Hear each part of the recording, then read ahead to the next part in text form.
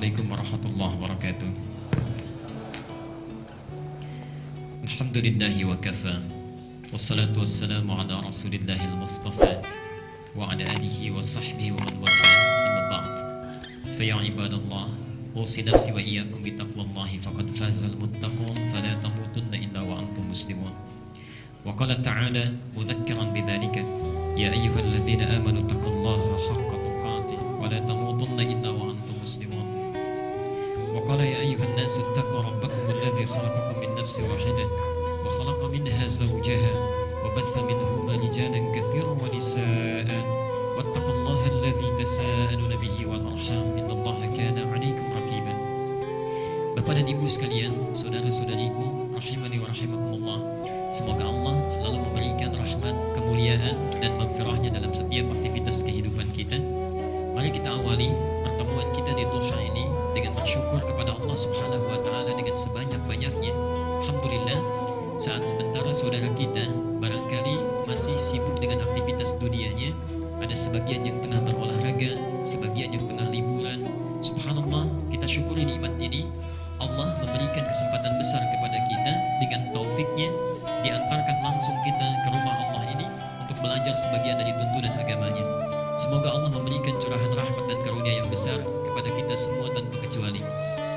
Bapak Ibu sekalian, sebelum kita memulai melanjutkan topik bahasan kita mengenai tuntunan sunnah dari kehidupan Rasulullah SAW, saya ingin menyampaikan dua hal dulu yang sangat penting, karena saya khawatir jangan-jangan Bapak Ibu, apalagi ini saya melihat antusiasmenya untuk belajar sekarang, alhamdulillah semakin meningkat di masyarakat kita dengan berbagai tempat dan ustadz yang berwarna.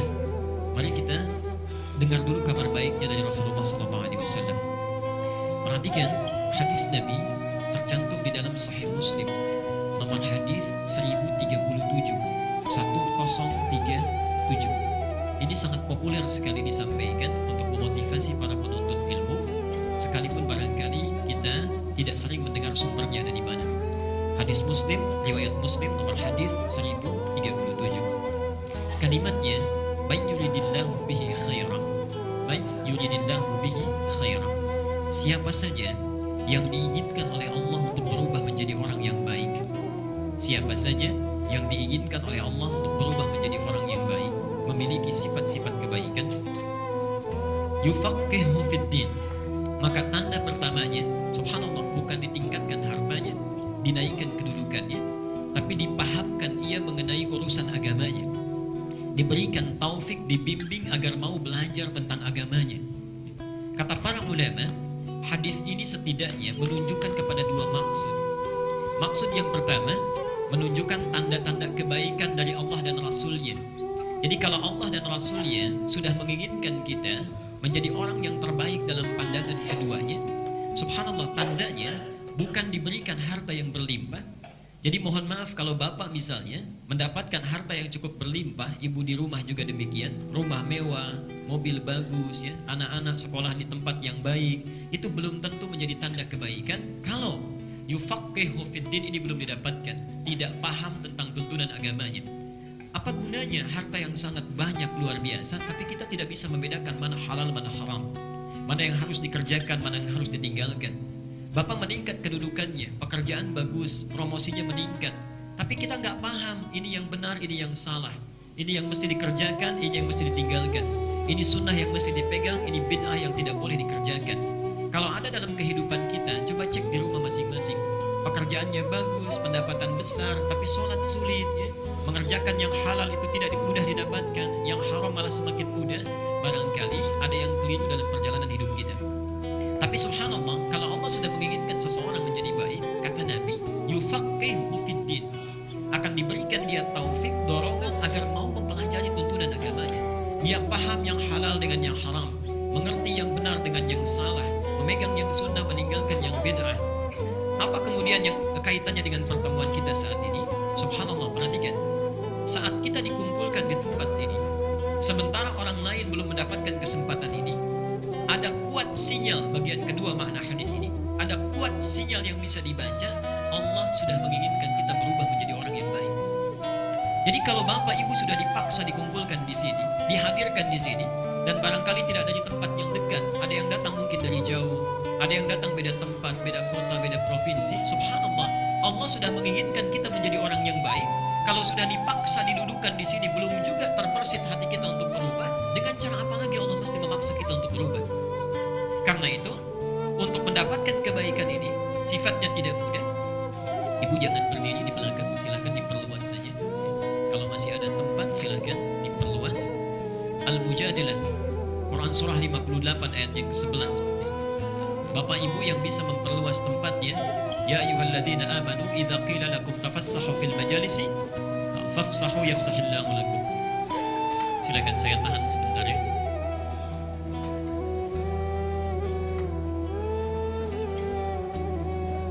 Kalau bisa sih jangan ada yang di luar, sepanjang masih ada di dalam silakan diisi dulu.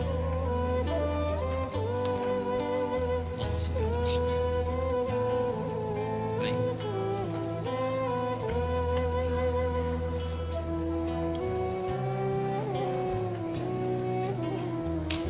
Bergeser saja, nggak usah pakai suara ya, cukup bergeser saja. Baik.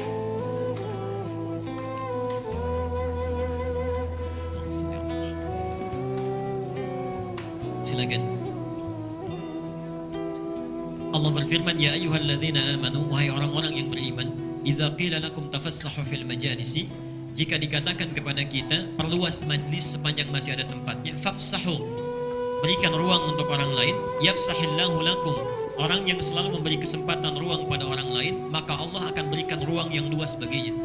Ilmu akan cepat mengalir dengan baik dan mudah kita untuk mengamalkan manfaatnya dalam kehidupan. Semoga Allah memberikannya kepada kita semuanya. Silakan kalau masih ada ruang ditempati saja. Saya sering katakan dengan bercanda, gak apa-apa. Yang penting semua di dalam. Kalau sudah penuh, saya di luar juga gak ada masalah. Tinggal dimasuk. Baik. Alhamdulillah. Baik, kita kembalikan dulu. Nah, tidak mudah untuk mendapatkan kebaikan ini. Karena itu sebelum kita mulai, saya ingin menyampaikan bagian kedua yang singkat. Tadi kabar baiknya. Tapi tidak setiap yang taklim bisa mendapatkan kebaikan ini kalau tidak paham tentang manhaj taklimnya untuk pengajar dan manhaj talabul ilminya untuk para penuntut ilmu. Nanti silahkan praktekkan ini singkat saja. Baik nanti mengaji dengan ustadz yang lainnya. Ya. Bagian pertama nanti ada ustadz yang menyampaikan, ya, Ustadz Salim. Yang kedua ada Ustadz Khalid. Ketiga ada Ustadz Nizam. Di tempat lain juga banyak ustadz yang lainnya. Doakan mereka supaya sehat, memberikan ilmu yang baik dan bisa kita amalkan. Tapi pahami fikih ini supaya siapapun yang mengajar, ilmu bisa kita raih. Perhatikan, yang pertama yang harus kita siapkan sebelum berangkat dari rumah untuk mendapatkan kebaikan tadi, itu sudah disampaikan di hadis ini, yufaqihu fiddin, bahasanya fikih. Ini adalah tafsir dari surah ke-9 At-Taubah ayat 122. Ayat 122. Quran surah 9 ayat 122. وَمَا كَانَ الْمُؤْمِنُونَ لِيَنْفِرُوا كَافَّةً فَلَوْلَا نَفَرَ مِنْ كُلِّ فِرْقَةٍ مِنْهُمْ طَائِفَةٌ لِيَتَّفَقَّهُوا فِي الدِّينِ. Perhatikan rumusnya, saya agak cepat saja. Satu, menuntut ilmu agama itu spesifik kalimatnya di Quran dan di Sunnah menggunakan kata fikih.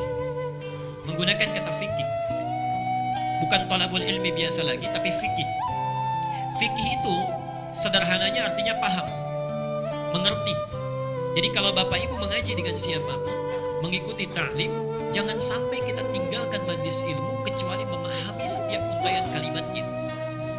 Untuk memahami itu, awas ya, hati-hati. Untuk memahami itu tidak mungkin bisa dipahami kecuali disiapkan perangkat pemahamannya.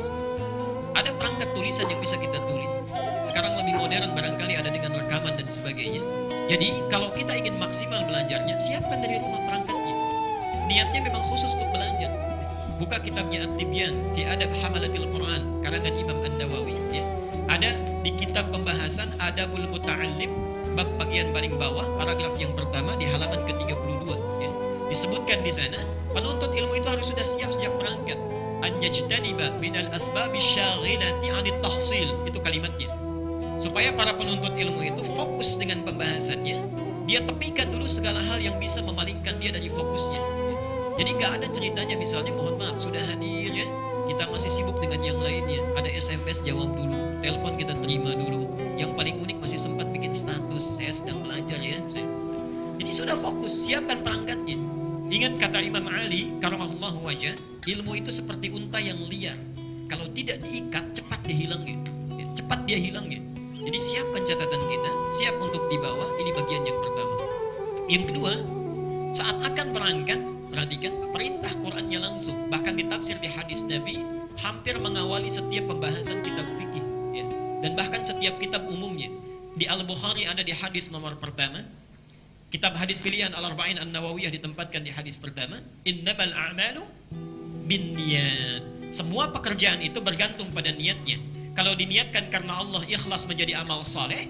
Kalau bukan karena Allah, itu menjadi amal yang salah. Perhatikan, wa ma umiru illa liya'budullaha mukhlishina lahuddin. Kalau perangkat sudah siap, sudah kita persiapkan untuk fokus, bersihkan niat kita, tujuannya hanya karena lillah, karena Allah, bukan karena yang lain. Jadi mohon maaf, antum kalau sudah datang di majlis ini, di masjid ini bahkan, tolong perbaiki niatnya. Yang tadi niatnya barangkali berubah, hanya ingin ketemu teman, hanya ingin barangkali bersilaturahim dengan yang lainnya. Ada yang ingin melihat ustadznya saja yang mana sih, gitu ya, dan sebagainya. Ayo bersihkan. Hadir di masjid, fokus, semua lillah. Hati-hati ya. Karena itu amal dibagi menjadi amal soleh dan amal sayyi. Wal 'asr innal insana lafi illa alladziina wa. Kenapa didahului kalimat iman? Karena amal soleh itu ciri orang yang beriman. Orang beriman itu selalu dilakukan karena Allah. Makannya karena Allah, minumnya karena Allah, belajarnya karena Allah. Jadi perbaiki niat. Selanjutnya, tadi di jalan sudah akan berangkat, ya. Niat sudah diperbaiki, perlengkapan sudah siap, perhatikan kabar baiknya. Baru persiapan seperti itu saja, Allah sudah memberikan anugerah yang sangat besar. Apa di antaranya? Catat hadisnya kalau ingin dicatat. Saya sebutkan di 4 kitab hadis utama. 1, ada di Al-Bukhari.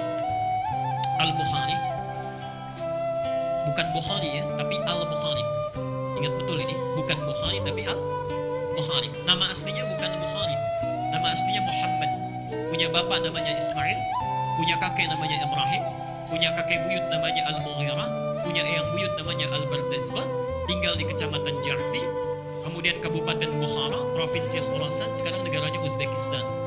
Nah, karena dia bukan orang Arab, datang ke Arab untuk belajar, umumnya memperkenalkan diri dengan nama daerahnya supaya dikenal. Yang kedua, menyampaikan bahwa Islam sudah masuk ke negara saya. Caranya gampang, tambah al di depannya, ujungnya dijadikan i, tambah ya biasanya. Contoh, dari Bukhara tambah al, jadi al, Bukhara, ujungnya jadi i. Maksudnya saya dari Bukhara. Itu boleh. Ada Syekh Nawawi, bukan yang mengarang Al-Arba'in, tapi yang dari Banten. Memperkenalkan dirinya, saya Nawawi dari Banten. Ditambah al depannya, Al-Bantani. Syekh Yasin, subhanallah, ini pakar hadis kontemporer, wafat baru-baru kemarin ini, abad ke-20, itu orang mufti paling hebat orang Indonesia yang memberikan fatwa di Mekah. Syekh Yasin dari Padang, Syekh Yasin Al-Padangi. Syekh Ahmad Khatib dari Minangkabau. Di antara muridnya Kiai Haji Ahmad Dahlan, nama aslinya Muhammad Darwish, dengan Kiai Haji Asim Asy'ari. Ini dari Minangkabau, Syekh Ahmad Khatib Al-Minangkabawi. Jadi awalnya tambah al, depannya jadikan i, itu paling mudah. Jakab Permai boleh, Al-Jakab Permai misalnya, dan seterusnya. Baik, saya teruskan dulu. Al-Bukhari di kitabnya Adabul Mufrad, bukan yang Sahih Bukharinya ya, bukan Sahih Al-Bukharinya, tapi Adabul Mufrad. Ini kitab hebat, jilidnya juga tidak banyak, cuma 1 jilid dan tidak terlalu tebal. Kalau bisa silahkan miliki, cari terjemahannya. Ini kitab bagus untuk memotivasi kita menuntut ilmu dan mendidik anak-anak supaya berakhlak mulia. Namanya Adabul Mufrad, nomor hadisnya 746. Saya bacakan hadisnya di akhir. Nomor hadis 746. Kemudian hadis Muslim, riwayat Muslim, nomor hadis 1389, 1389. 1389. Kemudian At-Tirmidzi, bisa dibaca At-Turmudzi, bisa dibaca At-Tirmidzi, dari Tirmidz atau Turmudzi. Nomor hadis 2682, 2682. Dan yang terakhir, yang keempat, ada di Ibnu Majah, nomor hadis 219. Perhatikan saya bacakan hadisnya, ini terbagi pada 3 bagian. Jadi sangat populer hadisnya, kita hafal insya Allah. Man salaka tariqan yaltamisu fihi ilman sahalallahu lahu tariqan ilal jannah. Bagian pertamanya, siapa yang menyiapkan dirinya menempuh satu perjalanan khusus untuk belajar sebagian dari tuntunan agamanya. Perhatikan Pak Ibu ya, ini tadi baru siap-siap, baru dandan kita, niat karena Allah, akan berangkat kita. Langkahnya saja sahhalallahu lahu tariqan ilal jannah, sudah dihitung, dicatat oleh Allah, dicatat oleh malaikat, subhanallah, sebagai langkah yang akan memperingan dia untuk masuk ke dalam surga. Allah akan balas setiap langkahnya dengan meringankan langkahnya menuju surga. Itu satu, di akhiratnya. Belum cukup dengan itu. Wa innal malaikata la tad'u ajnihataha ridan li talibil ilmi.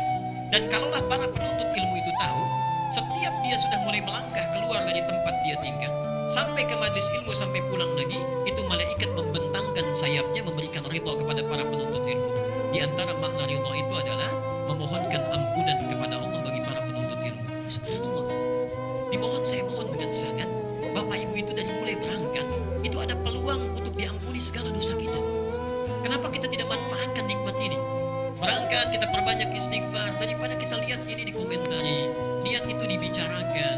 Jadi banyak hal yang tidak bermanfaat dibandingkan dengan anugerah Allah yang begitu besar. Disilahkan gunakan ini sampai pulang lagi. Jadi baru berangkat saja ada ampunan yang Allah sudah sediakan. Dan yang kedua, itu juga bisa bermakna mengaminkan doa yang dimohonkan. Jadi kalau ustadznya belum datang misalnya, siapapun nanti, ayo kalau sudah hadir di majlis ilmu, apalagi di masjid, sibukkan diri kita dengan doa. Minta kepada Allah. Barangkali inilah cara Allah untuk menyelesaikan setiap persoalan yang kita sedang miliki. Mohon maaf, tidak setiap yang hadir di sini itu hatinya sedang tentram. Mungkin ada yang punya persoalan di rumah tangganya, di pekerjaannya. Itu Allah sudah menjamin. Bahkan yang terakhir ini langsung disebutkan di Quran itu. Di Quran surah 16 ayat 97 An-Nahl. Quran surah 16 ayat 97. Perhatikan kalimat Qurannya. Saya tidak akan tafsirkan karena ini tugasnya Ustaz Abdullah Amin nanti menerangkan ya, saya bacakan saja. Man amila salihah, siapa yang melakukan satu amal soleh saja, tidak usah banyak-banyak. Thalabul ilmi sekarang itu amal soleh. Min dzakarin aw untha, dilakukan oleh laki-laki ataupun perempuan. Wa huwa mu'minun, syaratnya satu, mereka melakukannya karena yakin dengan Allah, ikhlas karenanya, bukan karena yang lain. Perhatikan, tidak menunggu lama, cepat diberikannya. Falanuhyiyannahu hayatan thayyibah. Selama masih mereka berada di dunia, Allah akan perbaiki keadaan hidupnya. Akan perbaiki keadaan hidupnya. Yang punya masalah diberikan solusinya, yang kesulitan dimudahkan. Karena itu mohon pegang betul ini. Sudah masuk di majlis ilmu, sibukkan dengan doa. Yang terakhir, dan ini penutup saya, ini sifat ta'lim di masa Nabi. Jadi kalau antum mengatakan saya senang sunnah, coba lihat cara ta'lim kita sesuai sunnah atau tidak. Jadi ada persis seperti sunnah Nabi, ada mirip-mirip sunnah Nabi, itu lain. Persis seperti Nabi, ada mirip-mirip sunnah Nabi. Di satu tempat pernah satu kali sholat khusuf gerhana, saya akan mengimami, saya tanya jamaahnya, Bapak Ibu ingin seperti Nabi atau mirip-mirip sunnah Nabi? Mirip sunnah Nabi Pak, katanya. Baik, insyaallah saya bilang rakaat pertama Al-Baqarah, rakaat kedua Ali Imran, rakaat ketiga An-Nisa, rakaat keempat Al-Maidah. Itu langsung dilarat, mirip-mirip sunnah Nabi Pak, katanya. Baik, alhamdulillah. Hadisnya yang paling mudah saja di Al-Arba'in An-Nawawiyah, nomor hadis yang kedua dari Umar bin Khattab. Dipanjang ya. Bainama nahnu julusun 'inda Rasulillah, ittala 'alaina rajulun shadidu bayadis siyabi, shadidus sawadis sa'ri, la yura 'alaihi atharus safari, wa la ya'rifu minna ahadun. Kan? Faqala ya fajalasa ila an-nabi sallallahu alaihi wasallam, fa asnada rukbatayhi ila rukbatayhi, wa wada'a kaffayhi 'ala fakhidayhi, faqala ya Muhammadun akhbirni 'anil Islam, dan seterusnya hadis. Poinnya, lihat sini. Disebutkan di hadis ini sifat para penuntut ilmu datang dengan persiapan yang sudah matang. Tirulah Jibril. Satu, fajalasa ilan nabi, mendekat kepada nabi pengajar. Jadi kalau antum sudah datang di majlis ilmu, ya diburu saf paling depan. Ya. Jangan kita berlomba-lomba malah ke belakang, buru saf paling depan. Karena posisi terdepan itu membuat kita fokus untuk belajar. Mau ngantuk kita tahan, ya kan? Mau melakukan sesuatu yang lain kita simpan dulu. Kalau di belakang itu banyak nanti alasannya. Subhanallah, ada sesuatu kita balas, mau nulis, bikin status dulu sambil tiduran, banyak ya. Nah, yang ingin saya bandingkan, perhatikan, kita jangan jauh-jauh ya. Anak TK di Palestina, itu ada Kak Bimo pernah ke sana. Ya, beliau seorang pendongeng Muslim. Nanti kalau yang punya siswa TK misalnya atau SD pemula, Itu insya Allah coba ya kalau ada waktu itu undang Kak Bimo, itu bagus. Pencerita muslim yang ceritanya itu dikeluarkan dari Quran dan Sunnah saja. Hebat cara ceritanya, bisa meniru suara binatang, bisa meniru suara-suara yang lain, itu luar biasa, subhanallah. Dan isinya Quran. Beliau bercerita, saat saya ke Palestina, kata beliau, kurang lebih ada 2 sampai 3 fenomena yang luar biasa. Satu, itu kan mereka sedang butuh-butuhnya bantuan. Beliau datang dengan kafilah, rombongan untuk memberikan bantuan, subhanallah. Begitu datang, tidak ada satupun yang menengadahkan tangannya untuk minta. Padahal situasinya saat itu, mohon maaf, roti saja setengah potong itu mesti dibagi dengan 16 orang barangkali yang ada di keluarga. Dibagi ya, itu tapi tidak ada yang menengadahkan tangannya. Yang kedua, kalau mau minum, itu airnya, itu mesti diteliti dulu karena sudah diracun oleh pasukan Zionis, sumber airnya. Tapi nyaris tidak ada yang menengadahkan tangannya. Yang kedua, perhatikan, setelah datang ke satu TK untuk cerita, kurang lebih ada 150 orang di sana. Saat beliau datang, itu anak-anak sudah merapat menunggu, berebut mengambil saf yang paling depan. Perhatikan, mereka yang tidak ada mejanya, itu saf paling depan dikejar 150 orang, subhanallah. Itu anak TK. Kita S1, S1, S2, S3 yang sudah ada mejanya di depan ditarik ke belakang. Ini anak TK ke depan, kita yang ada mejanya ditarik ke belakang. Bagian ketiga ini yang paling hebat. Perhatikan, beliau menanyakan dengan 1 sampai 3 pertanyaan. Intinya sama, jawabannya bisa beda. Satu, kata beliau, siapa di antara kalian, perhatikan, yang ingin menjadi dokter? 1 orang, 2 orang angkat tangan. Angkat tangannya pun gak tinggi karena nengok yang lain gak ada yang angkatnya. 1, 2 orang. Yang kedua, siapa yang ingin menjadi pemain sepak bola, katanya. Subhanallah, agak banyak angkatnya, agak banyak laki-laki terutama. Yang ketiga, siapa yang ingin jadi presiden? Hampir tidak ada yang mengangkat. Diam. Perhatikan, anak-anak usia TK fitrahnya masih bersih, tidak ada hubbud dunya dalam dirinya, kebanyakan mereka. Pertanyaan keempat ini yang luar biasa. Siapa di antara kalian yang ingin syahid fi sabilillah? Yang ingin syahid fi sabilillah. Subhanallah, Bapak Ibu sekalian, tidak ada yang angkat tangan. Tapi semuanya berdiri tanpa dikomando, berdiri, dikepalkan tangannya itu. Kami akan syahid, kami akan syahid. Saya akan susul ayah saya duluan, saya akan kejar paman saya yang pulang duluan. Itu anak TK. Anak TK. 150 orang anak TK. Subhanallah. Jadi Qurannya sudah hafal. Usia 6-7 tahun itu sudah hafal. Mohon maaf, 13 tahun belum hafal Quran, itu aib di sana itu. Jadi kurang apa lagi? Karena mohon maaf, mereka cepat diambil karena Allah sayang itu. Ada jaminan di Quran, di alam kuburnya akan diberikan nikmat luar biasa. Ali Imran 169 sampai 171. Itu kenikmatan kubur luar biasa. Makanya mohon maaf, anak Palestina itu cepat diambil karena untuk apa lama-lama? Qurannya sudah hafal, kematiannya syahadah, puncaknya tertinggi, nikmatnya sudah besar. Kita barangkali 50 tahun, 60 tahun, 40 tahun dihadirkan di masjid ini karena mohon maaf barangkali masih banyak bekal yang perlu kita persiapkan untuk menghadap kepada Allah. Mereka 5 tahun sudah hafal 30 juz, kita 50 tahun juznya pun kadang tidak hafal. Jadi barangkali bertakwalah kepada Allah, siapkan diri kita. Saya mohon pakai manhaj ini, mengajar dengan atau belajar dengan siapapun, ustadz manapun, ikhlas dari rumah, siapkan perlengkapannya, ambil saf paling depan, sibukkan dengan yang bermanfaat dan hilangkan sesuatu yang tidak melahirkan manfaat besar bagi kita.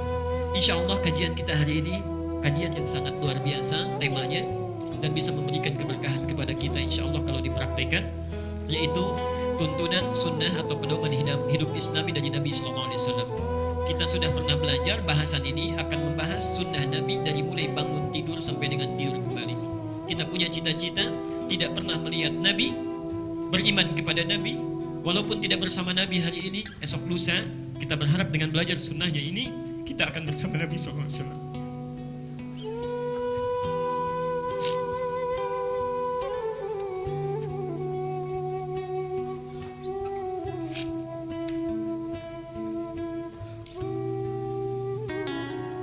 Saya ingat satu hadis ya. Nabi sedang kumpul dengan sahabatnya. Kemudian beliau berkata, "Inni la ashtaqu an altaqi bi ikhwani." Saya sudah rindu bertemu dengan ikhwan, teman-teman saya. Sahabat berkata, "Awalasna ikhwanik?" Ya Rasulullah, bukankah kami teman-temanmu? Perhatikan. Kata Nabi, "Lastum ikhwani, antum ashabi." kalian bukan ikhwan saya, tapi kalian sahabat saya. Ikhwani, teman-teman saya itu humul ladzina amanu bi walam yarawni. Mereka yang yakin percaya dengan saya tapi belum pernah melihat saya. Kalau Nabi saja begitu rindu berjumpa dengan kita, apalagi kita. Subhanallah, karena itu bertakwalah kepada Allah, ikuti sunnah Rasulullah, dan ini diantara cara kita untuk bisa berjumpa dan hidup dengan Nabi SAW.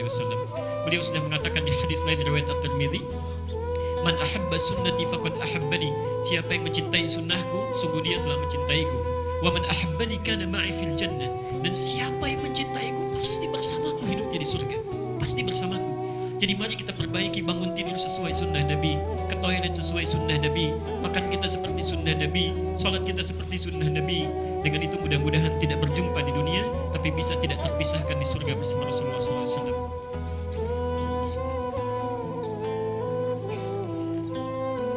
Bapak Ibu sekalian, mari kita lanjutkan. Saya ingatkan kembali dengan menyampaikan beberapa urutan dengan cepat. Ini dalilnya kita belajar itu semua.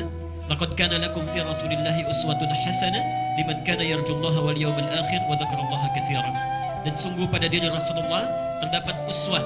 Saya ingatkan kembali, uswah itu keteladanan. Tapi bukan sekedar keteladanan. Dalam bahasa Arab ada qudwah, ada uswah. Kalau qudwah itu keteladanan di satu sisi saja. Misal, ada orang jujur tapi nggak sabaran, itu qudwah. Ada orang misalnya rendah hati tapi kurang jujur, itu qudwah. Tapi kalau ada seseorang yang semua aspek kehidupannya teladan, dia jujur, rendah hati, sabar, dermawan, itu dirubah kalimatnya dari qudwah menjadi uswah. Rasulullah disebutkan bukan qudwah tapi uswah karena setiap lingkup kehidupannya, napak tilas yang dilalui, subhanallah semuanya menjadi teladan bagi kita. Senyumnya, makannya, menolehnya, cerianya dan sebagainya. Karena itulah Quran tidak menyebut qudwah tapi menyebut uswah di Al-Ahzab ayat 21. Yang kedua, saya tiba-tiba film ya, mohon maaf.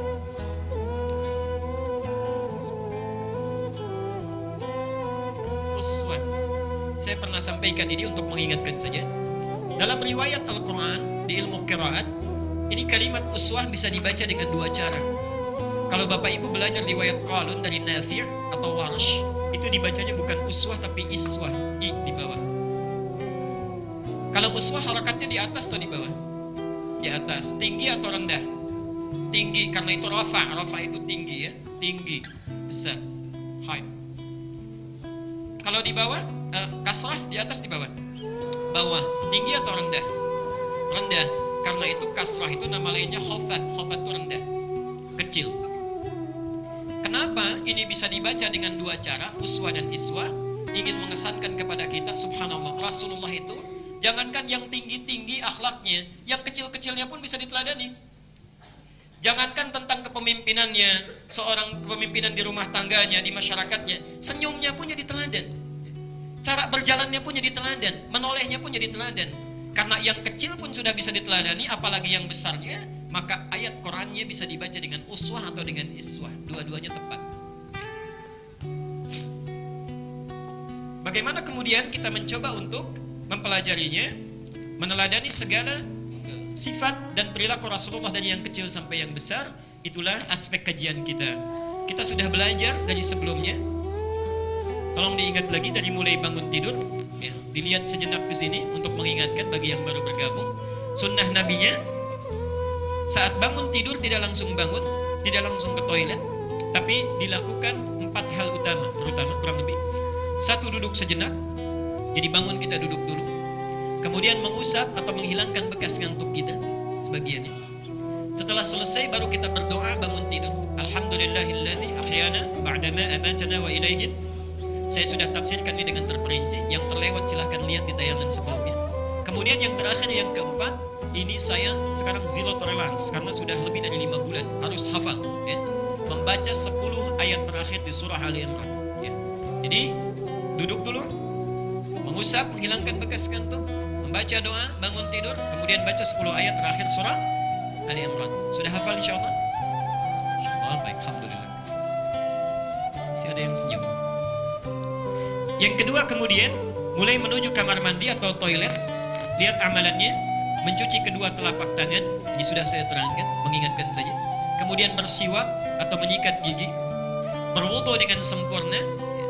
Bagi yang barangkali ada hubungan suami istri, hubungan seksual biologis, itu mandi janabah terlebih dahulu. Ini sudah saya terangkan, di bawahnya saya cantumkan dalilnya. Okay?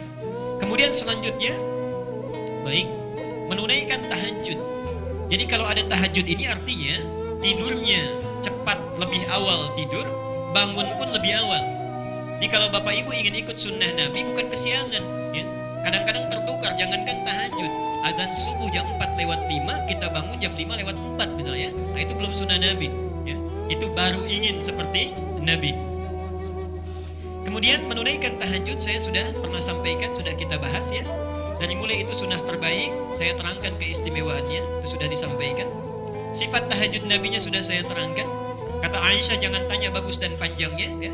Gerakannya Bapak Ibu bisa pilih, ada 11 rakaatnya, ada kurang dari itu, ada banyak dari itu. Silahkan nanti dilihat kembali, diingatkan. Poinnya kita menunaikan tahajud di malamnya, ya. Sekarang bahasan kita, setelah selesai tahajud, ini dalilnya. Apa yang dilakukan oleh Nabi? Sunnahnya. Pembahasan pertemuan yang lalu selesai tahajud. Sekarang setelah tahajud selesai ditunaikan, apa yang dituntunkan oleh sunnah Nabi untuk kita lakukan menjelang sholat fajar yang akan kita tunaikan.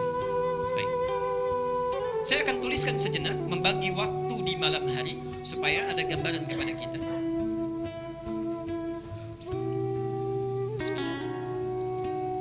Bapak Ibu sekalian, malam umumnya itu dibagi ke dalam 3 bagian atau 3 nama, ya. Tepatnya 3 nama. Satu, ada yang disebut dengan lail, al-lail.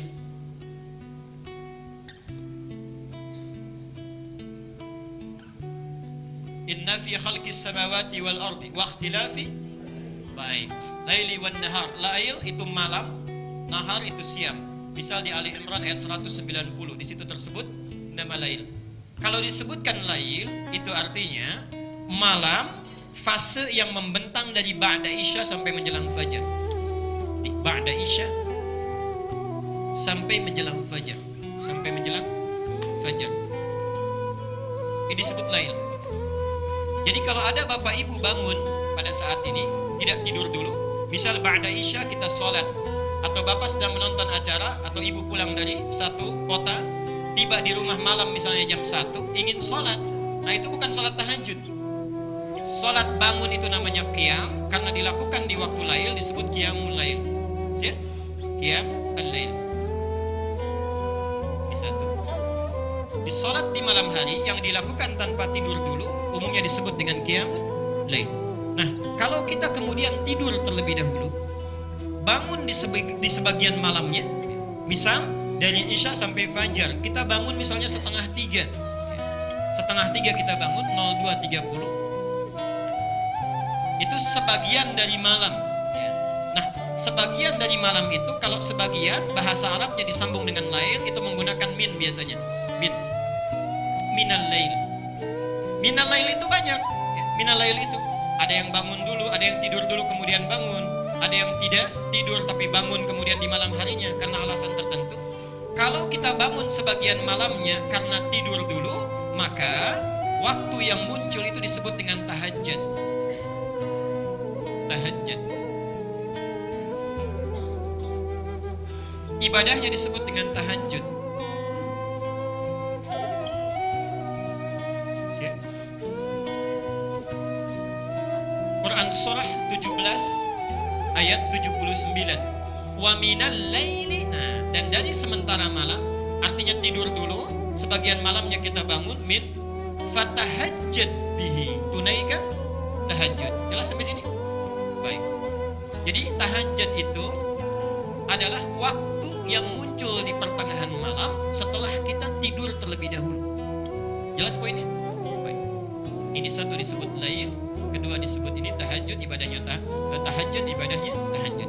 Yang ketiga, ada waktu singkat menjelang fajar. Menjelang fajar. Ini pun bagian dari lail. Menjelang fajar. Misal sekarang fajarnya 04.05, jam 4:05. Kita selesai tahajud misalnya 3:30 sudah beres tahajud. Atau misalnya jam 4 kurang 20 menit sudah selesai tahajud. Nah, waktu singkat menjelang fajar ini disebut oleh Al-Quran dengan nama sahar. Sahar. Sin, ha, ra. Saharun. Jamaknya disebut dengan ashar. Asharun. Boleh pakai alif lam. Al-ashar.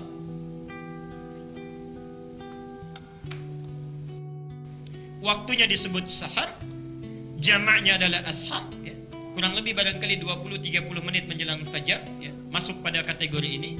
Nah, mohon maaf, aktivitas yang dilakukan di waktu ini disebut dengan sahur. Itu aktivitasnya. Karena itu di hadis ya ada redaksi makan apa? Sahur. Maksudnya makan yang dilakukan di waktu sahar. Mau kita makan, mau istighfar, mau apapun, aktivitasnya disebut dengan sahur. Kenapa Nabi menyebut makan sahur? Memberi isyarat kepada kita, kalau makan saat akan puasa jangan terlalu awal. Lakukan menjelang dekat-dekat ke fajar. Ya. Awas, kadang-kadang mohon maaf kita terlalu awal. Kalau 2:30 itu bukan makan sahur itu. Ya. Makan tengah malam. Ini banyak hikmahnya. Kata Nabi, tasaharu fa inna fis sahuri barakah, ada berkahnya. Bayangkan, maaf, fajarnya jam 4:05. Maghribnya misalnya 17:45 misal. Kalau jam 4 sampai jam 6 saja, berapa jam kita menahan puasa? Ya, sekitar 12 jam ya, kurang lebih misal 12 jam. Tapi kalau kita sahurnya jam 2:30, jam 3 plus 1 jam itu, lebih lama kita menahan lapar. Ini di antara hikmahnya. Jelas sampai sini? Baik, nah sekarang timbul pertanyaan, kalau saya sudah menunaikan tahajud, kemudian masih tiba jeda waktu menjelang ke fajar, apa yang Nabi contohkan sebagai sunnah pada kita untuk kita kerjakan? Apakah tidur lagi? Tidurnya sementara? Atau sementerus? Atau ada jadwal yang lain yang boleh kita kerjakan? Ini bahasan kita. Satu, di antara sunnah Nabi yang disampaikan pada kita, kalau sudah tiba masuk kepada waktu sahar, ini dalil Qur'annya ada langsung di sini. Ada beberapa alternatif yang bisa kita kerjakan. Yang pertama, memperbanyak istighfar kepada Allah Subhanahu wa taala. Ya, perbanyak istighfar, memohon ampunan. Dalilnya tolong dibuka Quran surah 51 ayat ke-18. Bahkan itu langsung kalimatnya, langsung kalimat Quran. Wabil ashari hum yastaghfirun. Ada ayatnya. Wabil ashari hum yastaghfirun. Mohon sabar belajar dengan saya, karena saya akan uraikan dengan terperinci setiap kalimatnya ya.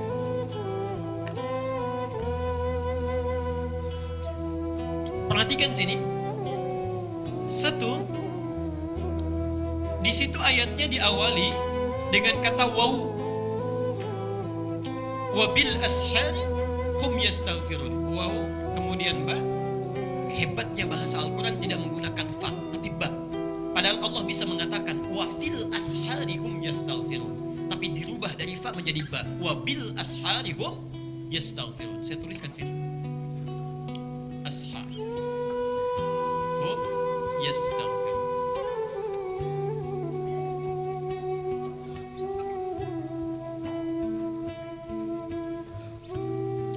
Wa di sini menunjuk kepada waw ataf. Dalam istilah bahasa Arab, ataf.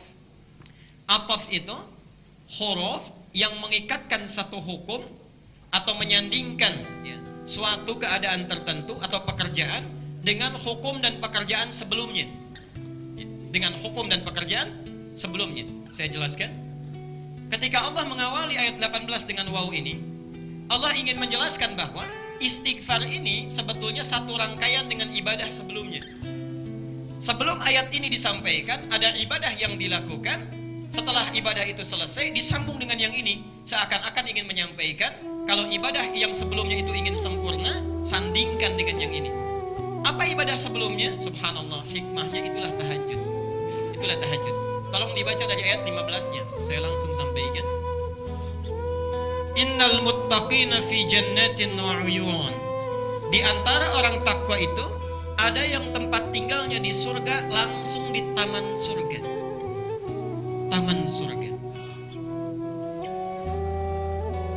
Nanti insya Allah lain waktu dibahas dengan terperinci. Surga itu punya 4 level. tingkat pertama bersama Rasulullah, ini saya sering istilahkan dengan VVIP, itu bersama Nabi. Yang kedua, VIP ini taman surga, tingkat kedua. Yang ketiga, surga yang luasnya seluas langit dan bumi. Subhanallah, kelas bisnis itu. Itu ada di Quran surah Ali Imran ayat 133 dan 134. Dan yang terakhir itu kelas ekonomi, ya. Digambarkan surganya, tidak disebutkan apa di dalamnya, cuma digambarkan oleh Nabi. Mala 'ainun ra'at wala udhunun sami'at wala khatara 'ala qalbi bashar.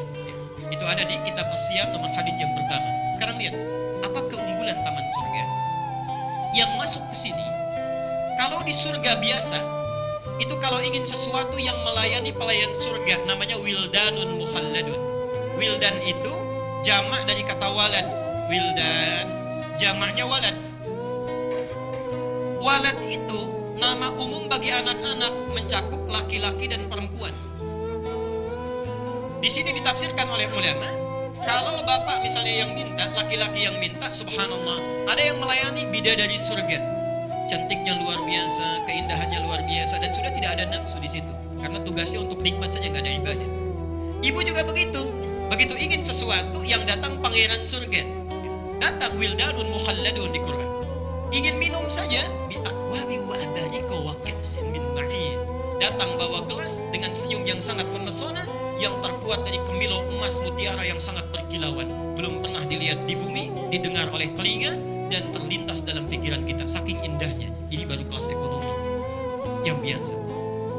Tapi taman surga, akhidina ma atahum rabbuhum, ingin apapun Allah langsung yang kasih tanpa perantara. Kun fayakun ada. Allah langsung yang kasih.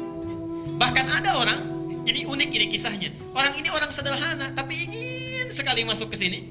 Dia lakukan amalannya, nanti kita akan lihat apa amalannya.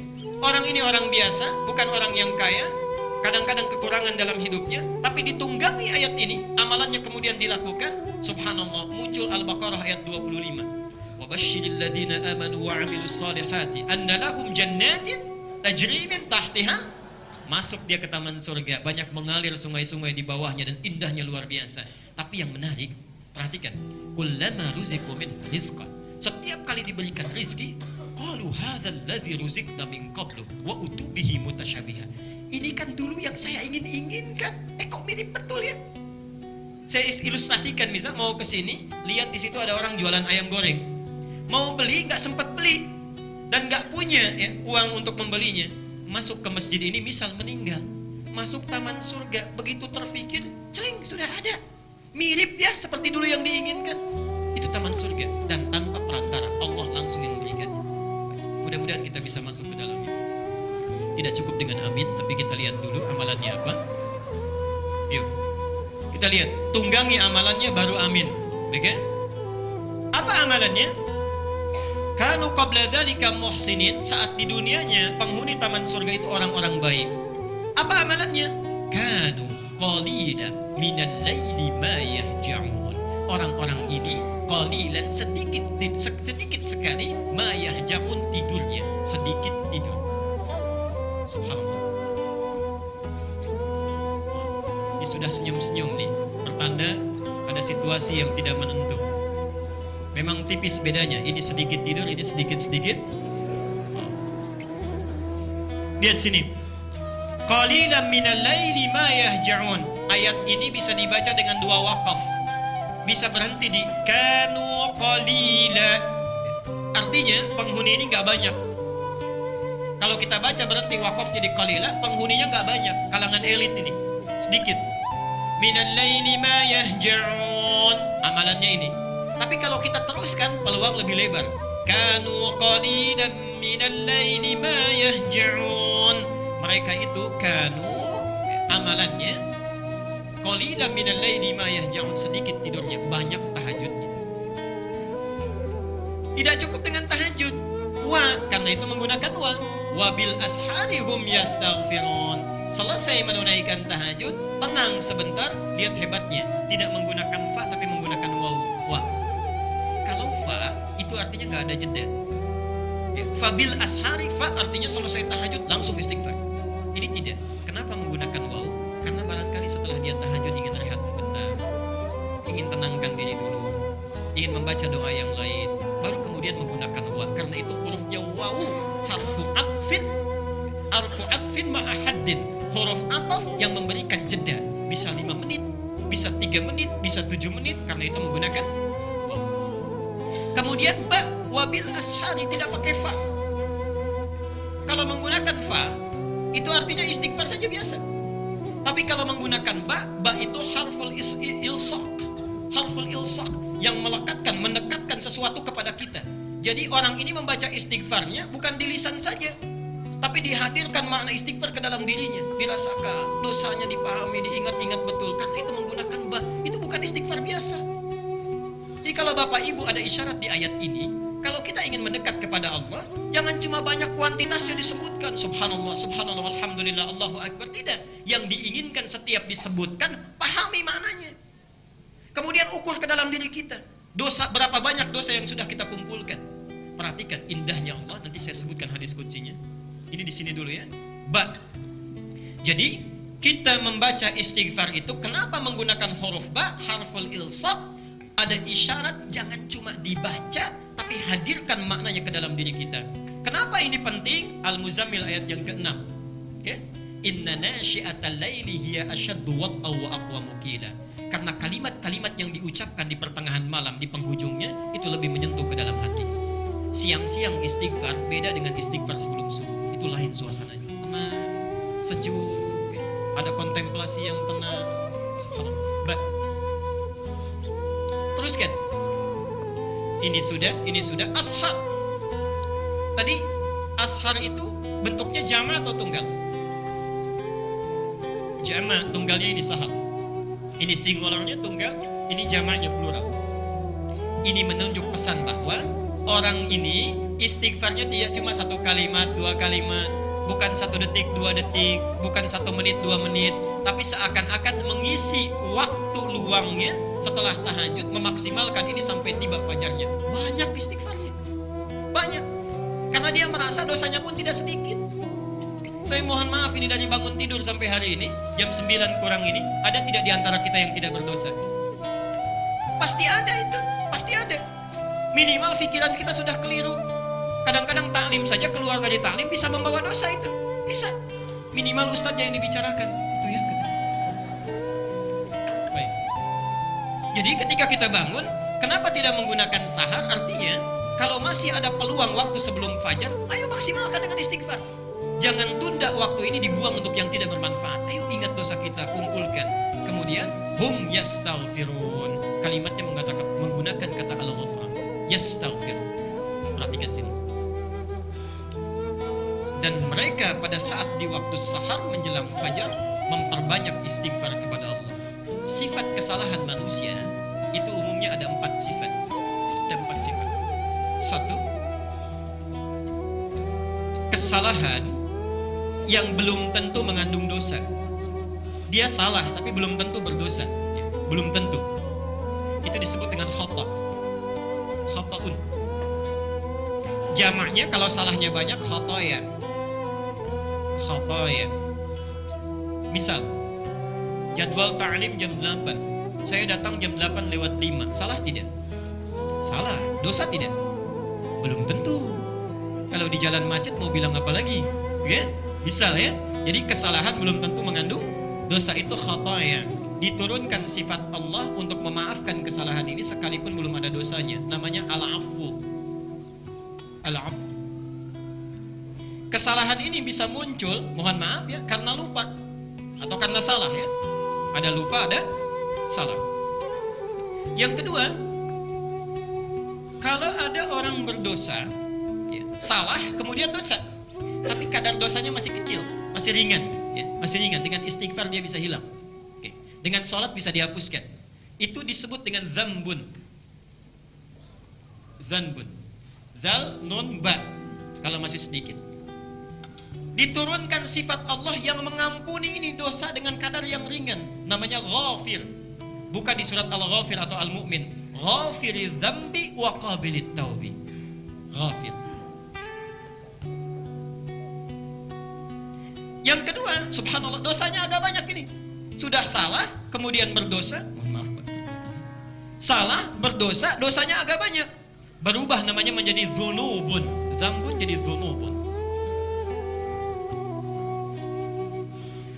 Dinaikkan lagi sifat Allah mengampuni yang ini. Subhanallah. Apa namanya? Ghaffar. Surat Nuh nanti kita lihat. Faqultu astaghfiru rabbakum innahu kana ghaffara. Naik lagi, wah banyaknya luar biasa. Ditambah lagi dengan zalim. Adz-dzunubu ma'a zulmi. Adz-dzunubu ma'a zulmi. Ini sudah berdosa, berbuat zalim. Yang ini membunuh, yang ini bunuh sambil disiksa dulu. Ini bunuh sambil mutilasi dulu. Masih mungkin gak dimaafkan. Diturunkan sifat Allah yang selanjutnya. 1 al-afu, 2 ghafir, 3 al-ghaffar, yang ini ghafur. Ghafur. Kurang apa lagi ini ya?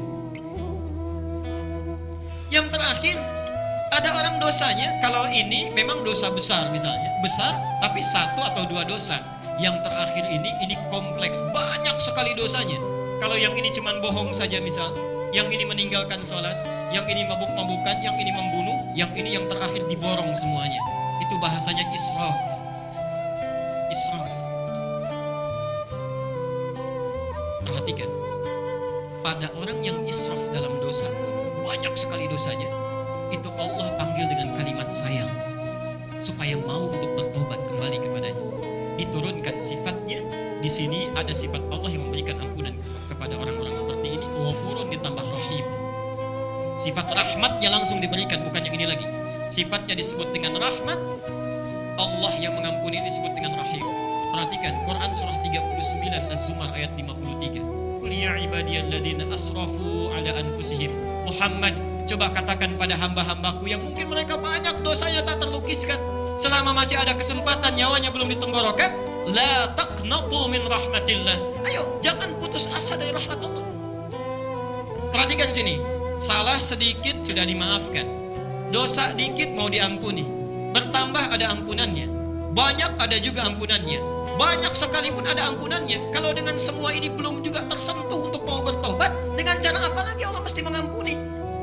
Ini semua sudah ada pilihannya, kita mau tidak bertobat.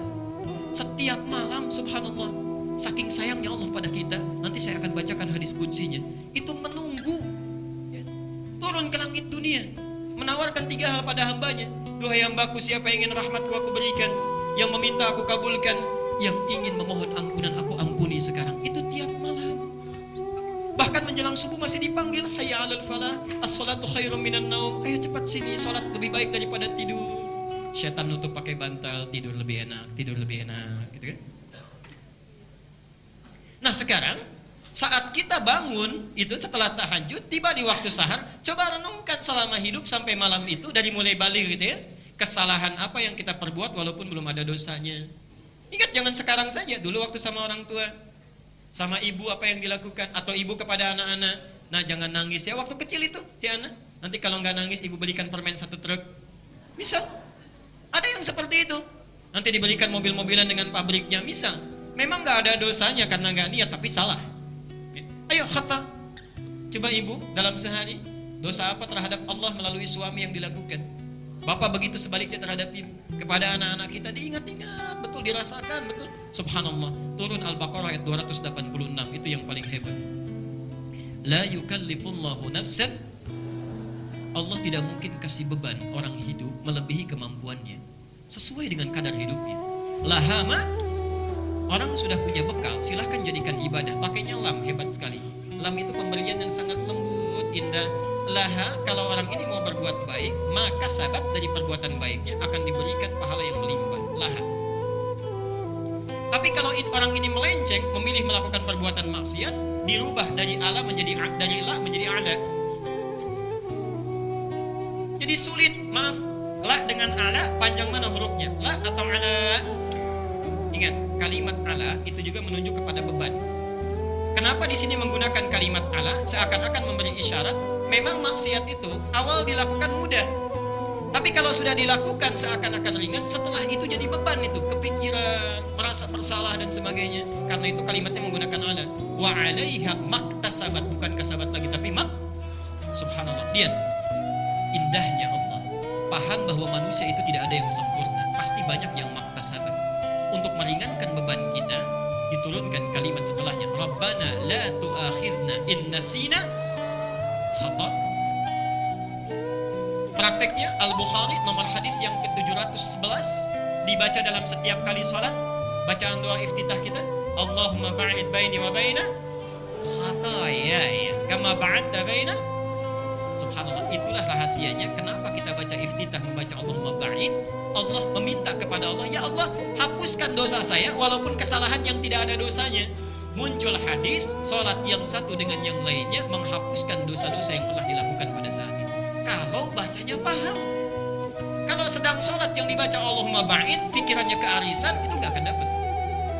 Ya, gak nyambung. Rabbana la tu'akhidna in nasina aw akhtana. Rabbana wa la tahmil isran kama hamaltahu 'ala alladhina. Itu adalah dzambun wa dzunubun wa dzulmun. Rabbana wa la tuhammilna ma la ta. Itu israfun. Perhatikan, diturunkan sifat Allah seluruhnya. Satu, fa'fu, al-'afwu, memaafkan yang khata. Wa'fu anna. Kemudian waghfir lana, ghafir, ghafar, ghafur. Kemudian warhamna, rahim. Kurang apa lagi? Anta maulana fansurna 'alal qawmil. Subhanallah. Kalau ditawarkan tiap hari Allah menunggu, sudah dipanggil, ditunggu-tunggu mau diampuni, kitanya nggak datang, kurang apa lagi perhatian Allah. Jadi wajar kalau Allah tuh maha sangat marah itu. Maha marah kalau di akhirat ada orang nggak mau tobat. Jelas ya? Kita teruskan dulu sebentar, nanti kita berhenti di jam 9 untuk diskusi barangkali. Yang kedua, memperbanyak doa. Memperbanyak doa.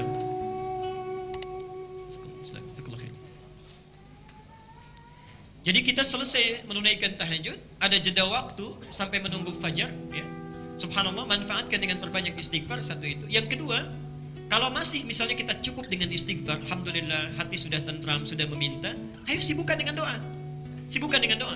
Dan perintah berdoa ini saking pentingnya, hadisnya hadis qudsi dan diriwayatkan di sekurang-kurangnya 3 kitab utama. Ini sudah saya tuliskan di layar.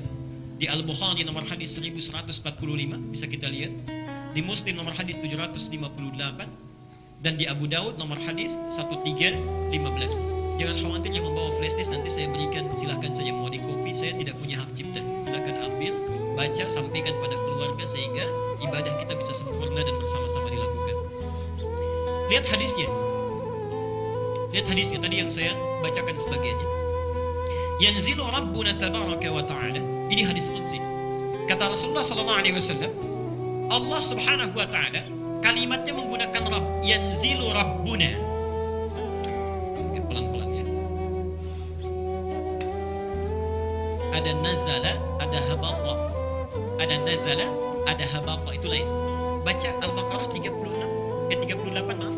Al-Baqarah 38. Ya, ini mana Qur'annya ini? Qul nahbitu minha jami'an. Qul nahbitu, ihbitu. Jadi turun itu ada habata, ada nazala, lain. Nazala. Ada habata, ada nazala. Qul nahbitu minha jami'an. Fa imma ya'tiyannakum minni hudan, dan seterusnya ayat. Perhatikan sini, kenapa Adam ketika diturunkan oleh Allah ke bumi, kalimatnya bukan menggunakan nazala tapi menggunakan habata. Qul nahbitu minha jami'an. Perhatikan, kalau habata itu turun dengan niat bermukim, dengan niat tinggal. Adam diturunkan ke bumi memang untuk tinggal di bumi, menjadi khalifah di sana, memperbaiki keadaan bumi. Karena itu kalimat Qur'annya menggunakan habata. Ini hebatnya bahasa Al-Quran, setiap kalimatnya itu ada makna, bahkan hurufnya. Tapi subhanallah, ketika menerangkan Allah yang turun ke langit dunia, tidak menggunakan kata habata, menggunakan kata nazala. Yanzilu Rabbuna. Yanzilu, nazala itu turun, ya, turun umumnya dengan tidak niat mukim, cuman turun saja. Jangan digambarkan di kepala kita Allah turun, bukan. Maksudnya Allah menurunkan rahmatnya, ya, sudah ada kebahagiaan yang ingin diberikan. Allah tidak segambar, tidak terbayang oleh kita, dan tidak serupa dengan apa yang kita gambarkan. Artinya apa? Kalimat ini mengandung mukjizat yang disampaikan oleh Nabi, tidak menggambarkan. Kalau Nabi berkata yahbitu Rabbuna, ini salah kalimat Nabinya, karena Allah tidak menempat, tidak mewaktu.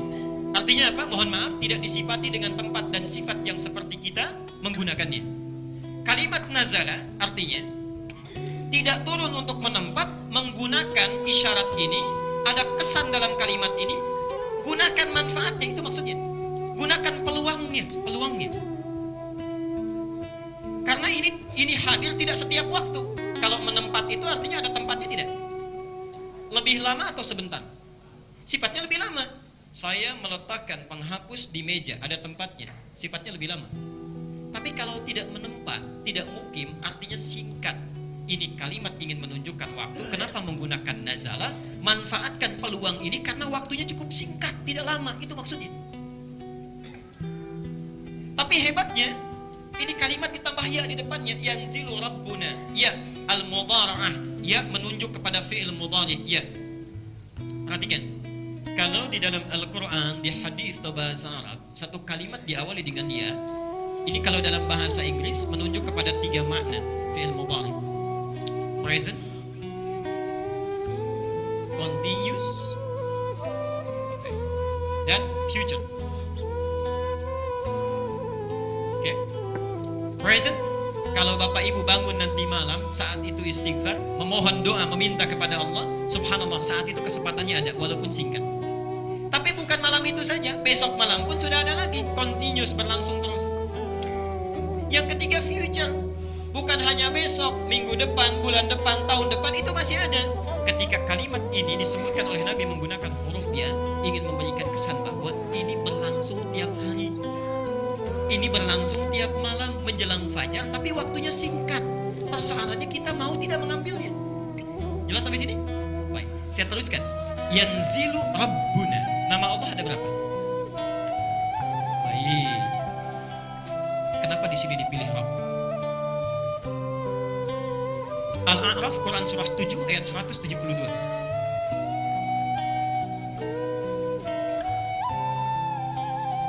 Agak sabar ya sebentar. Al-A'raf, Quran surah 7 ayat 172. Tafsirnya, catat, tafsirnya, syarahnya, hadis yang paling mudah saja, Al-Arba'in An-Nawawiyah, nomor hadis yang keempat dari Abdullah bin Mas'ud. Perhatikan di sini. Di dalam surah Al-A'raf ayat ke-172, ketika Bapak Ibu kita semua sedang berada di alam kandungan, di rahim ibunda kita, itu sudah ada dialog kita dengan Allah. Ditanya oleh Allah, alastu birabbikum? Qalu bala. Perhatikan poinnya, birabbikum. Nama Allah itu kan banyak, kenapa tidak menggunakan Rahman? Bisa Allah mengatakan alastu birahmanikum, alastu birahimikum, alastu bimalikikum. Kalau yang namanya Tuhan kan berkuasa raja ya, subhanallah. Tapi yang dipilih oleh Allah di sini kalimat Rabb. Rabb ini asalnya dari kalimat tarbiyah. Tarbiyah.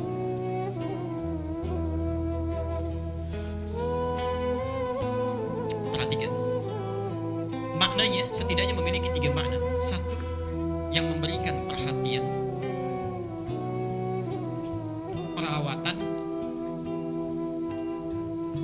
dan mencukupkan segala kebutuhan.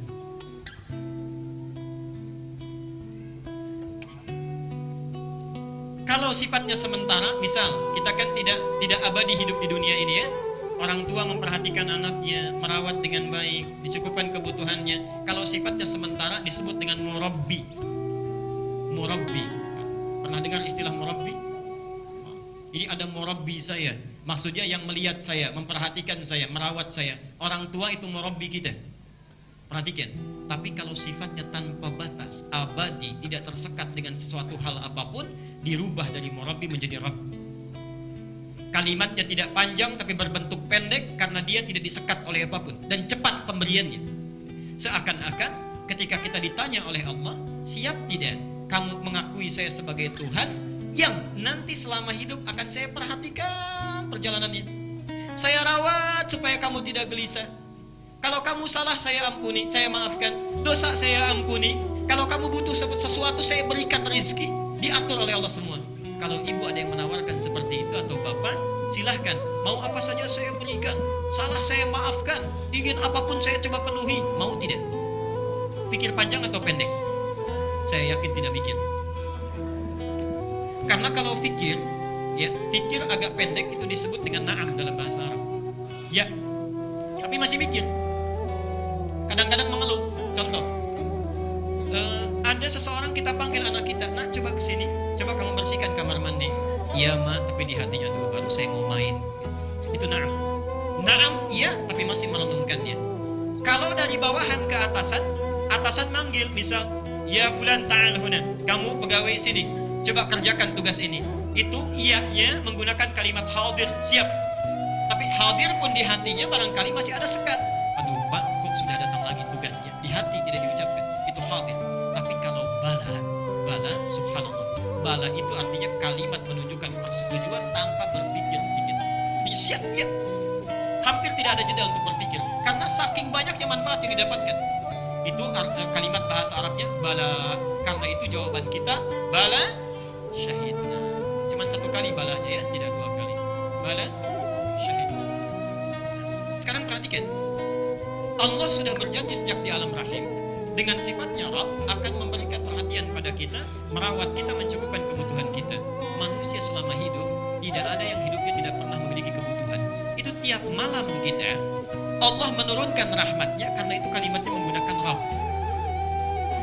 Nan yanzilu rabbuna tabaraka wa ta'ala, seakan-akan memberikan kesan ini dulu Allah sudah berjanji nih, ingin memberikan perhatian pada kita. Ayo manfaatkan peluangnya.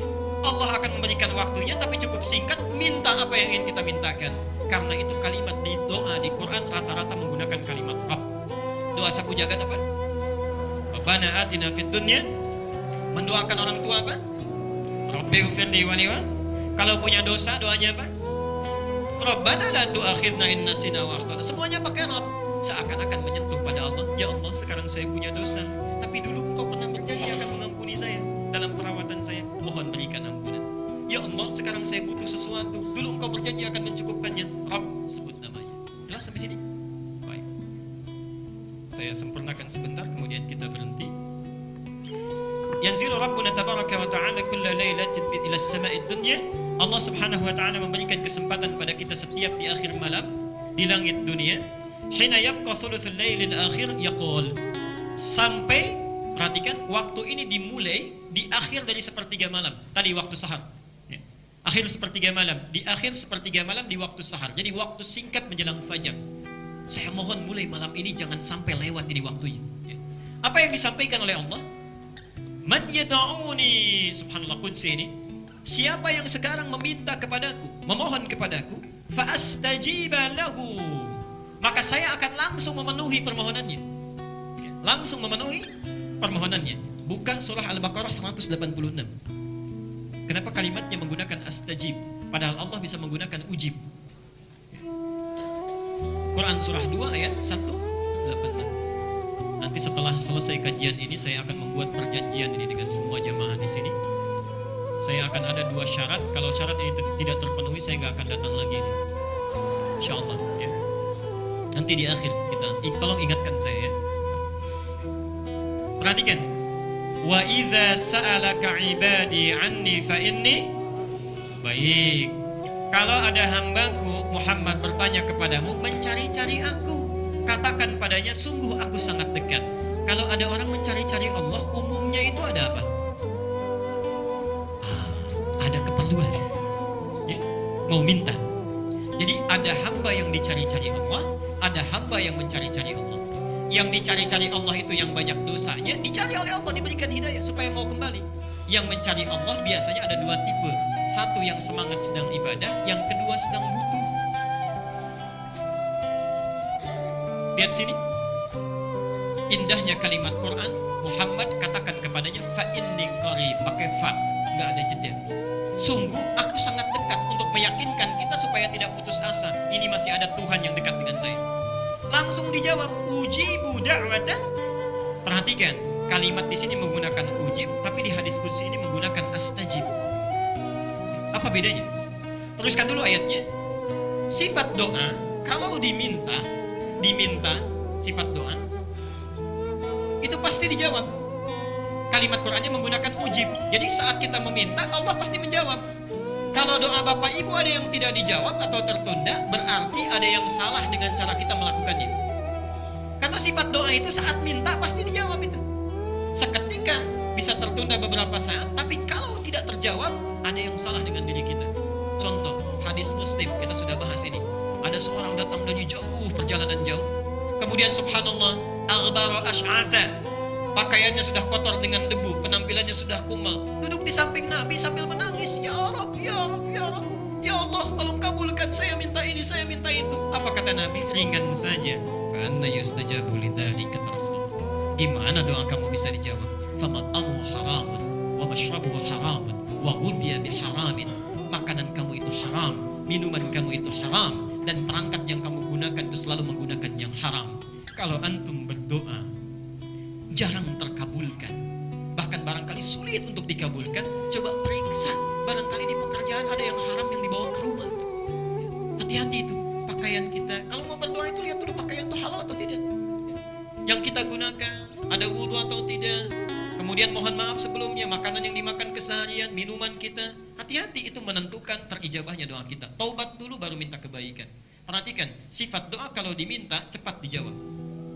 Tapi kalau ingin lebih cepat dijawabnya, lihat rumusnya. Falyastajibuli. Falyastajibuli. Syarat pertama, cepat respon seruanku. Jadi kalau Bapak Ibu ingin cepat doanya dijawab, minta apapun, Allah itu tanpa batas, tanpa batas.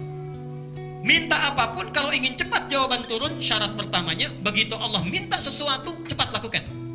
Contoh, adzan subuh 4:05, bahkan sebelum dipanggil, ayo berangkat. Sebelum dipanggil, Pak. Subhanallah.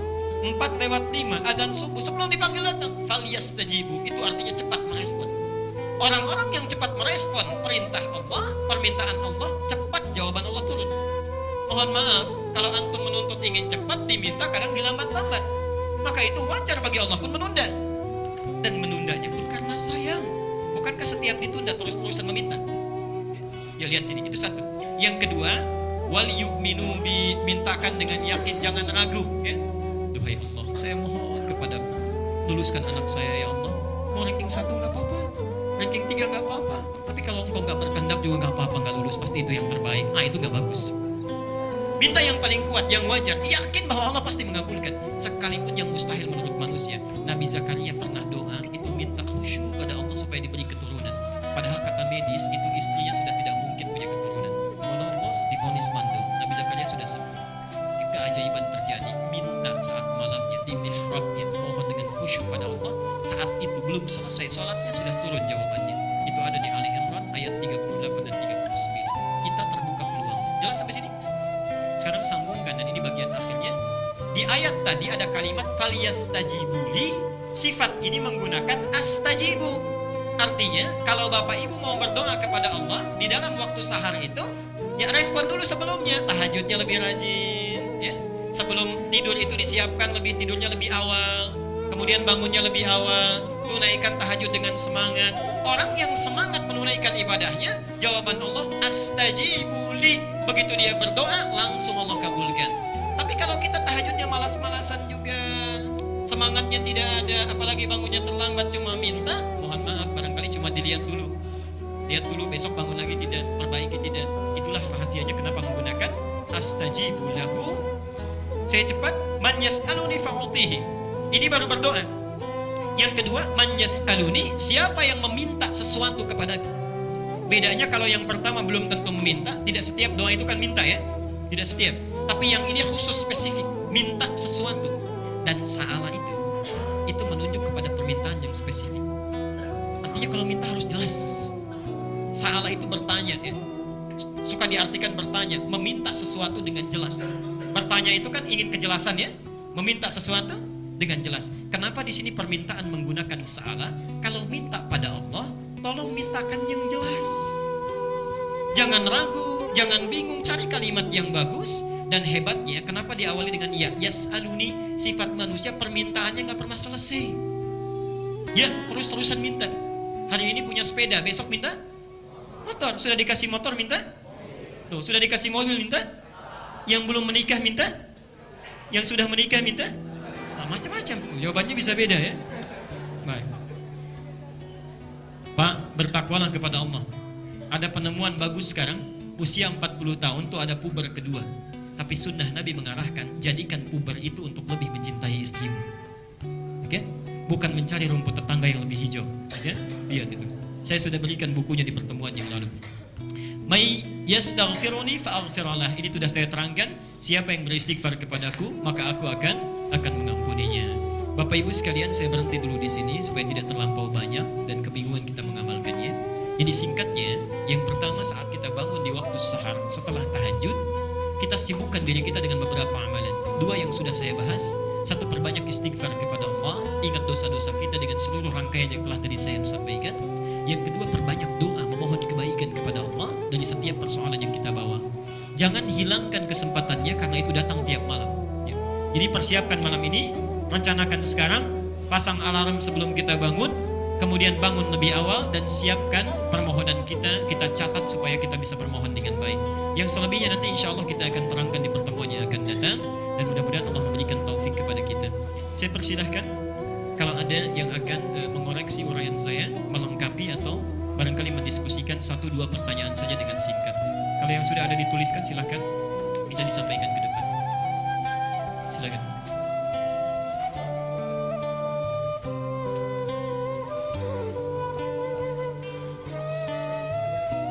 Ya. Boleh. Bahkan boleh di dalam boleh saat sujud kita dalam tahajud kita itu boleh perbanyak.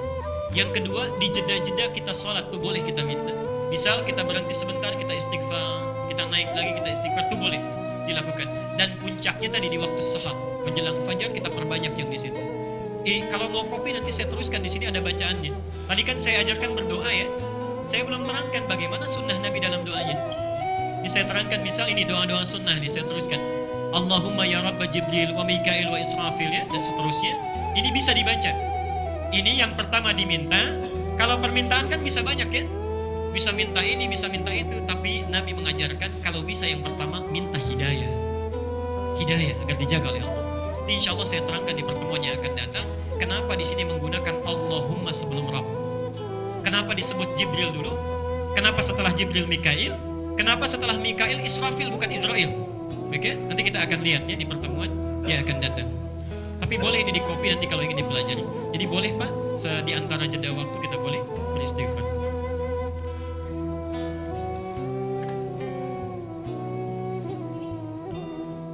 Baik, ini nanti saya akan jawab di pertemuannya ya. Ada pertanyaan Ustaz, mohon dijelaskan cara duduk Nabi SAW saat makan. Dan apakah betul saat makan beliau mengangkat salah satu kakinya ya? Nanti saya jawab begitu masuk kepada pembahasan ini supaya kita tidak bercabang ya. Jadi kita akan belajar sifat makannya Nabi, bagaimana doanya, doa pada anak kecil itu seperti apa, doa orang dewasa seperti apa, cara menghidangkan makanan bagaimana ya. Kemudian apakah Allahumma barik lana itu dhaif atau sahih hadisnya, apakah pakai bismillah saja atau bismillahirrahmanirrahim, nanti insya Allah dibahas pada saat sesi akan makan. Jadi ibu nanti wajib hadir ya saat pertemuan itu.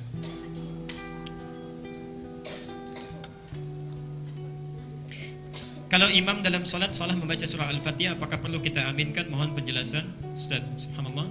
Enggak apa-apa, ini saya jawab saja karena agak penting bahasanya. Kalau imam salah, pertama sebelum diaminkan dibetulkan dulu ya. Imam salah itu punya 2 cara salahnya ya. Ada 3 tanggung jawab yang besar yang kita pasti persiapkan. 1, kalau imam akan dijadikan sebagai imam, maka angkatlah imam yang benar, bukan imam yang salah. Satu dulu ya.